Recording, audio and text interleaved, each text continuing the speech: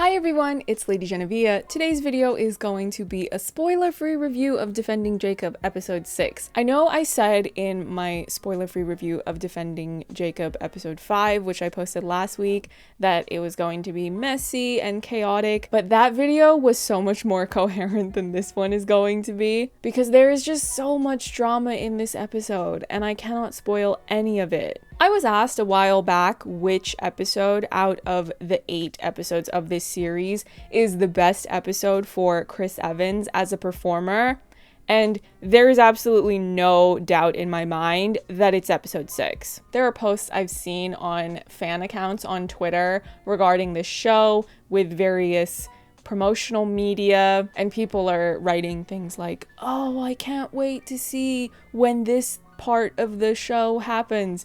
Most of those things that people are posting are in fact from episode 6. Do you all remember in Batman 1989 when Michael Keaton snaps, and despite the fact that he's playing Bruce Wayne, he summons the Beetlejuice energy? You wanna get nuts? That's basically the equivalent of what point in Andy Barber's journey we are reaching in this episode. When the episode first starts, there's only about 10 days left until the trial is supposed to begin, unless Andy can find some way to either prove his son's innocence or get something to delay the trial. So perhaps you can chalk Andy's behavior up to the accumulated stress of everything that he has been through over the course of these episodes that came before this one.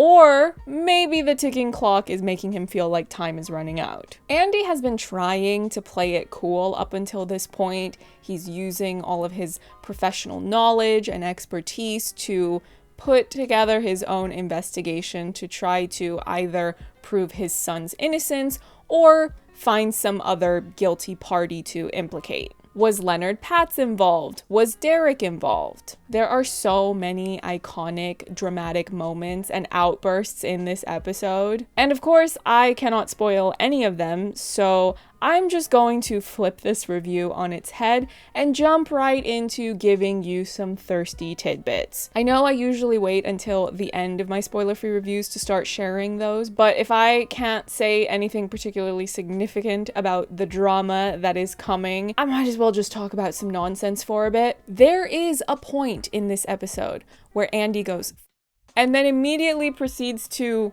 wipe his mouth or whatever this is. I'm not actually touching my face right now because gross. Why was that necessary? Sir, this is a Domino's. You will also see Andy Barber wink in this episode. Did you need a new Chris Evans winking gif? Well, congratulations, gif makers. You've just been served some new content. Maybe you're not a gif maker. Maybe you are a different type of editor and you make things like fan cams. I don't know how people make fan cams, but I respect the art form. Andy Barber is aggressive and Andy Barber is angry in this episode. I believe in the power of art inspiring new art. You want to make acrylic edits every time Chris Evans goes like this, or fan cams? Go for it. As a matter of fact, can someone make an Andy Barber being angry fan cam after this episode airs and tweet it to me? Because I would love to see it. I don't know what song you would use. I would laugh if it was set to something like Mystique's Scandalous, because first of all, that song is a vibe, but I don't want to stifle your creativity, so just use whatever song inspires you. But maybe you're not a visual editor, maybe you are a fic writer. If you're looking for some inspiration, then perhaps you just need to get a heavy dose of Andy Barber yelling more than once in this episode, and you will be inspired to drop a new 5K piece of work on AO3. Angry Andy Barber, we thank you for your service. I've talked a bit in my other reviews about how the central motif that I tend to gravitate towards in the show's writing is the dangers and toxicity of lying and keeping secrets. In these last few episodes that are going to air, that particular motif definitely becomes more apparent than ever. Why does everyone on this show keep lying? You're not spies. If this is what is considered a normal amount of lying in affluent suburbia, then I am never ever going into a suburb or socializing with suburban people ever again. That really is the main recurring tendency on this show though. It's not just the fact that people lie and keep secrets. I think most people do that at one point or another, but it's the severity of what they're lying about and what they're keeping secret, and it never goes well. You would think that they would learn by now that it's not a good idea. If your name is Andy or Lori or Jacob Barber and you are trying to keep a secret about something, not only is it going to come out, it's going to be so much worse when it does come out. Look at what happened when Andy told Lori about his family history. Fractured their marriage because he should have told her a long time ago. How about Jacob with that knife he had? Not only do your parents now know about it, now you're a murder suspect, mate. How's that working out for you? Even Lori had that moment of keeping a secret, which was when she had the run-in with Janine, the writer. Did that encounter stay hidden? No, it definitely did not.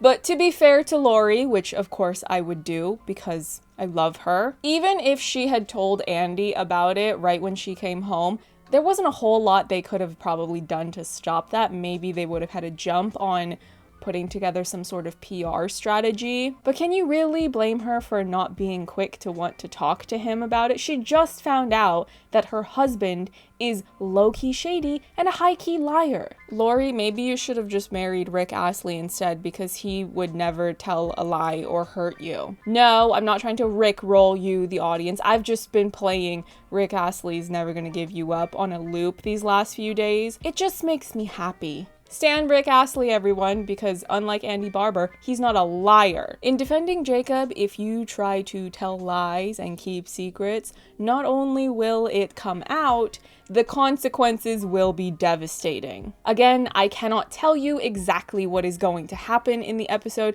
but if you were to go back and rewatch the first 5 episodes, maybe consider making note of what secrets are still floating around. What are some things that the Barber family have not communicated to one another that perhaps is important for them to communicate to one another? And what are some of the answers that they've been looking for? Think about those things, and that will be a good reference for the various things that are going to come out in episode 6. I said before in one of my past reviews, I don't remember exactly which one it was, that Andy Barber is a character that is in denial. When he was giving that testimony in the future, he was saying something to the effect of, I knew Jacob wasn't a murderer because I know that I am not a murderer.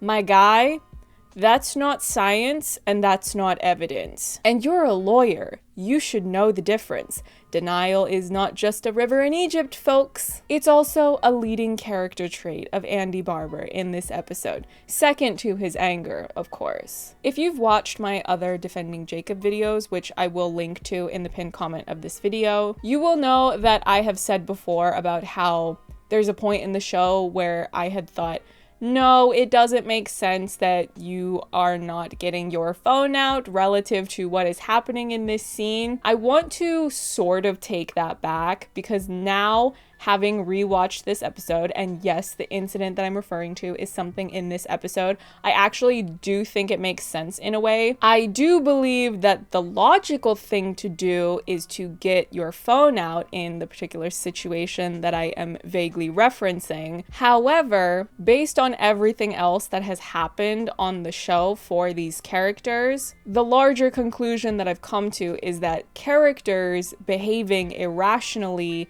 does not equate to illogical storytelling. It's also Jacob's birthday in this episode, and I'm going to go on a bit of a tangent here. I was a little bit annoyed when I saw that they were going to a Japanese restaurant, and hear me out when I explain why. I so rarely get to see Japanese talent thriving in Hollywood content that it irritated me, because it reminded me of this larger idea that, oh, so if I wanted to hypothetically audition for something to be on an exciting, compelling drama and act in a scene with Chris Evans, just using him as an example here, my only option would be to slide open a screen door and say, "Shitsurei shimasu," And I'm not bringing this point up to attack this one specific show.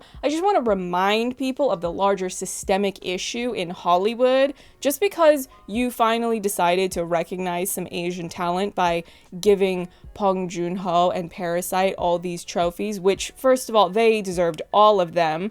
Let's not forget that the entire time that they were making their rounds on the award show circuit, when were the actors getting their fair share of the praise and trophies? The one time that I remember them being acknowledged, it was a best cast or best ensemble type of award. They couldn't even show them that love without homogenizing them in the process. The point of this tangent is I want to remind people to support diverse talent, not only behind the camera, but on the screen as well. Now that I've vented my rage, let's circle back to Andy Barber's rage. What I really like about the way his rage emerges in this episode is that on the one hand, it can be attributed to the culmination of all the stress from the impending criminal trial, but it also ties into deeper questions about who Andy Barber really is as a person.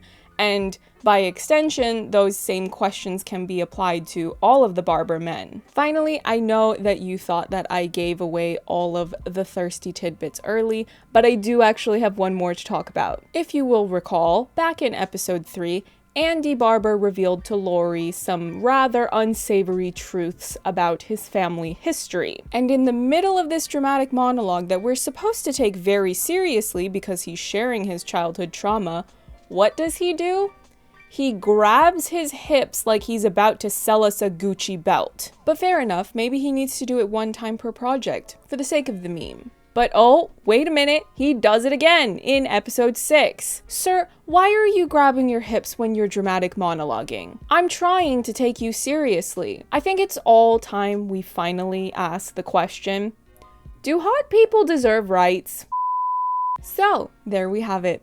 My spoiler-free review/preview of Defending Jacob episode 6. Get excited, Chris Evans stans, because you are in for a real treat. Let's be real here. I know what the audience is for these reviews. It's 95% Chris Evans stans and 5% rude randoms and spam accounts. This video was very tricky to make because there are so many dramatic revelations and things are escalating very quickly, and while I cannot be spoiling any of these dramatic revelations, I figured that at the very least I could hype up angry Andy Barber as something for you lot to look forward to. If you enjoyed this video, please give it a like because it really helps out my channel. Subscribe so you don't miss any of my future uploads, including a new video essay I've been working on. Unlike Defending Jacob, this upcoming video will be about a show that was not good. I was enraged, I was insulted, I was baffled, and so I am retaliating. Follow me on my social medias, which include Twitter, Instagram, Letterboxd, and Vero. And don't forget to get you a man who would never tell a lie or hurt you.